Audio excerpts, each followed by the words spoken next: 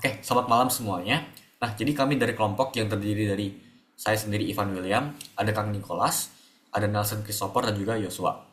Nah, jadi proyek kami ini berjudul Deployment Machine Learning Pipeline untuk prediksi penempatan kerja dan juga estimasi gaji mahasiswa pada arsitektur Cloud AWS.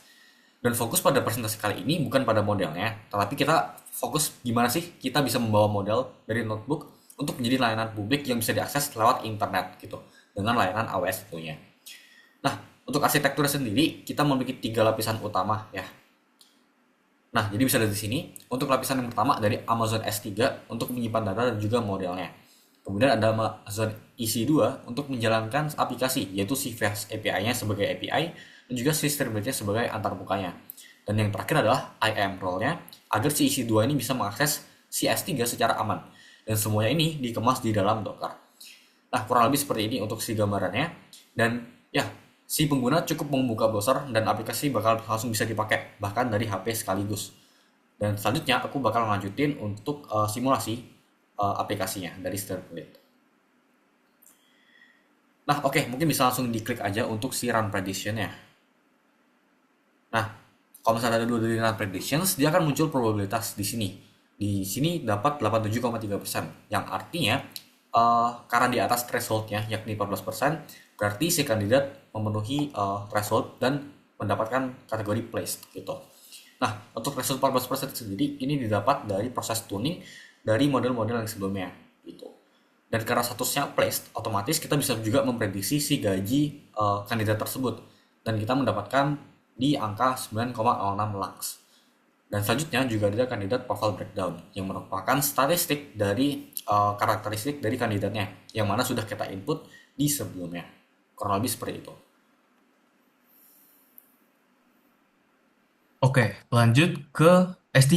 Nah, S3 ini merupakan kontainer untuk menyimpan data yang di proyek kami ini merupakan sumber data tunggal. Nah, pertama-tama kita lihat dulu dari sini, di region USI 1, kita membuat satu bucket namanya Placement MLOps Nico 2026. Coba kita pencet. Nah, di dalamnya terdapat tiga folder berbeda. Kita kita mulai dulu dari folder data. Jadi folder data ini isinya adalah file CSV yang merupakan data yang bakalan nanti kita pakai. Kemudian untuk folder selanjutnya yaitu artifacts, ini ada tiga file berbeda tentang model. Di sini yang pertama ada model klasifikasi untuk menentukan apakah nanti itu dia placed atau not placed. Kemudian ada model regresi, kalau misalkan nanti statusnya itu placed, itu gajinya berapa. Dan yang terakhir adalah model meta.json yang merupakan isinya adalah threshold hasil dari tuning model kami. Kemudian untuk folder terakhir yaitu ingested, ini isinya adalah data yang sudah melalui proses data ingestion gitu. Nah, kemudian untuk alasan kenapa sih kita pakai S3? Padahal kita bisa simpan langsung nih di EC2. Nah, sebenarnya ada tiga alasan utama. Yang pertama terkait durabilitas yang sangat tinggi dari S3 itu sendiri. Karena jauh lebih aman dibandingkan kalau kita menyimpan di disk instance yang ada di EC2. Gitu kok. Kemudian untuk yang kedua, data itu bisa terpisah dari proses komputasi. Sehingga kalau instansi itu nanti diganti di EC2, jadi model ini nggak bakal ikut hilang dan instance menjadi stateless. Kemudian yang ketiga adalah kita bisa mempermudah pengelolaan model karena kita cukup upload ke S3 tanpa masuk ke server. Kemudian di sini kita masuk ke eh, sebuah potongan code kecil dari proses data ingestion. Di sini yang mau kita highlight adalah alurnya, di mana waktu training itu berjalan di EC2, data itu ditarik dari S3. Kemudian model hasil training itu diupload kembali ke S3. Nah, saat aplikasi Streamlit yang tadi udah didemoin itu menyala, model bakalan di-download dari S3. Nah, integrasi ini kita juga buat opsional lewat variabel S3 underscore bucket, sehingga aplikasi itu nanti tetap bisa jalan secara lokal saat proses masih development gitu. Lanjut ke bagian EC2. Oke, selanjutnya kita masuk ke bagian AWS Management Console. Di sini kita pakai layanan EC2 untuk meminjam layanan komputasinya, di mana kita pilih EC2 daripada AWS Lambda dan juga SageMaker, karena untuk AWS Lambda tuh kita pakai Streamlit, di mana dia tuh butuh koneksi yang cukup lama. Jadi kurang cocok. Sedangkan AWS Lambda tuh sifatnya serverless, jadi kurang cocok pakai AWS Lambda. Lalu untuk SageMaker juga dia menyembunyikan beberapa detail. Sedangkan kita tuh sebagai pelajar kita butuh belajar sehingga kita mau detail-detailnya tuh lengkap. Jadinya kita nggak pakai SageMaker. Nah, untuk EC2 sendiri ini kita pakai karena kita tuh jadi bisa punya kontrol penuh untuk environment kita. Lalu juga kita bisa ngejalanin dua proses sekaligus, yaitu Fast API dan juga Streamlit.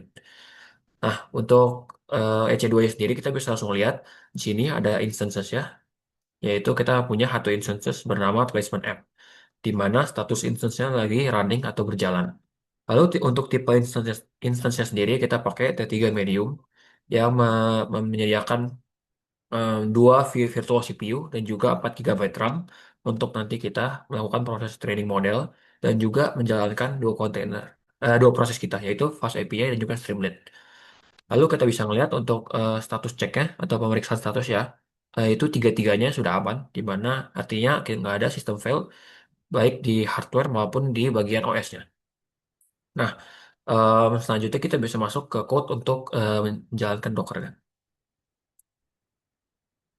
Nah, di sini kita langsung siapin aja Dockernya, di mana kita di sini itu membungkus seluruh aplikasi kita menjadi sebuah kontainer, supaya ntar kedua service yang kita punya, yaitu Fast API dan juga Streamlit, akan berjalan bersama-sama memakai satu image.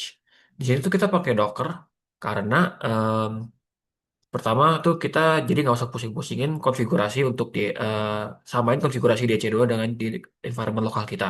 Karena di Docker tuh memberikan kita konfigurasi yang selalu konsisten sehingga kita bisa em, menjalankan model kita ini di berbagai lingkungan. Lalu selain itu juga untuk alasan kedua yaitu kita pakai Docker supaya kita nggak perlu pusing-pusingin pakai internet dan bisa lebih aman karena kita pakai jaringan internal Docker itu. Nah, sini kita bisa lihat kalau misalnya untuk fast API sendiri kita pakai di server port 8000 dan juga untuk Streamlit kita pakai di server port 8501. Lalu kita bisa langsung masuk ke bagian deployment-nya aja.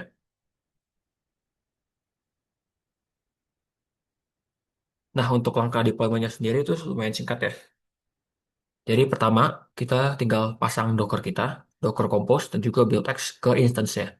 Lalu kita salin ya code project kita ke instance melalui protokol yang bernama SCP atau Secure Copy Protocol, di mana dia itu protokol file transfer yang berbasis SSH. Lalu kita langsung siapin folder .env environment kita yang isinya tuh bucket name dan juga region.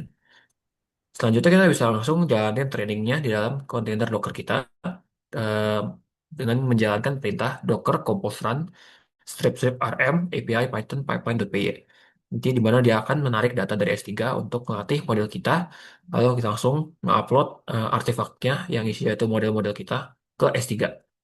Setelah itu kita bisa langsung nyalain layanan yang kita punya dengan perintah docker compose up strip d, di mana dia akan mengaktifkan kedua kontainer kita, yaitu Fast API dan juga Streamlit. Habis itu sekaligus juga langsung ngedownload model kita dari S3. Nah, untuk si kaus ini sendiri itu bisa dijalanin berkali-kali dengan perintah yang sama. Selanjutnya bisa dijelaskan oleh teman saya. Oke, bagian selanjutnya saya akan menjelaskan terkait keamanan sistem dan hasil evaluasi deployment yang telah dilakukan. Ya. Nah, di project ini kami menggunakan dua komponen utama untuk aspek keamanannya, yaitu IAM role dan security group.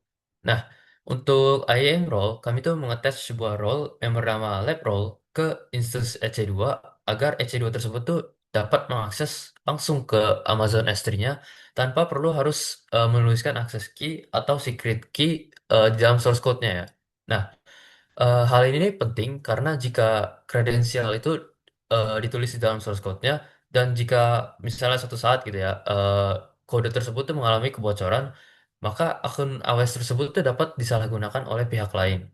Nah, makanya juga dengan menggunakan IAM role ini, EC2 ini akan memperoleh kredensial tersebut tuh eh, kredensial sementara secara otomatis dari AWS-nya ya. Sehingga library Boto nya itu dapat langsung mengakses S3-nya tersebut tanpa perlu konfigurasi autentikasi tambahan di dalam code-nya. Nah, selanjutnya untuk bagian security group yaitu firewall, yang memiliki fungsi untuk mengatur koneksi yang boleh masuk ke instance EC2-nya. Nah, pada project ini kami hanya membuka 3 port yang diperlukan. Kenapa 3? Karena kami menerapkan prinsip least privilege, yang mana kami itu hanya membuka akses untuk bagian yang benar-benar dibutuhkan gunanya untuk menjaga keamanan server ya. Nah, seperti yang bisa dilihat, di sini kami hanya membuka 3 port ya. Yang pertama itu ada port 2 yang digunakan oleh SSH atau remote login ke servernya. Nah, selanjutnya itu ada port 8000 yang digunakan oleh Fast API sebagai REST API-nya. Nah, yang terakhir itu ada port 8501 yang digunakan oleh Streamlit sebagai interface web yang bisa diakses langsung oleh penggunanya. Nah, untuk bagian yang terakhir, itu saya juga akan menjelaskan bagian hasil evaluasi deployment yang telah dilakukan ya. Nah, seperti yang bisa dilihat, sistem yang kami bangun itu ternyata sudah berhasil di-deploy ya, dan dapat langsung diakses secara publik dari berbagai device seperti laptop atau HP ya. Dan waktu respons yang didapatkan juga berada di bawah 2 detik. Namun, kami itu juga masih menyadari, masih terdapat beberapa keterbatasan pada sistem ini gitu ya. Yang pertama tuh, kami masih menggunakan satu instance, EC2 sehingga kami belum memiliki redundancy atau, backup server sama sekali. Nah, yang kedua tuh public IP itu dapat berubah-ubah ketika instance itu di-restart, terutama pada lingkungan AOS Academy Learner Lab ya. Nah, yang ketiga, yang terakhir, aplikasi itu masih menggunakan HTTP, belum menggunakan HTTPS. Sekian dari saya, akan dilanjutkan oleh Iva.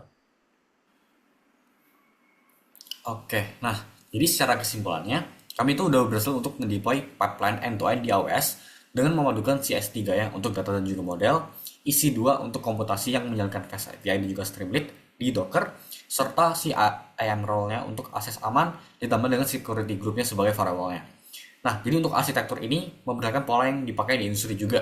Jadi kita memisahkan data dari komputasi, mengamankan akses dari IAM, dan juga mengemas aplikasi dengan kontainer. Dan ya, sekian terima kasih presentasi dari kami. Terima kasih.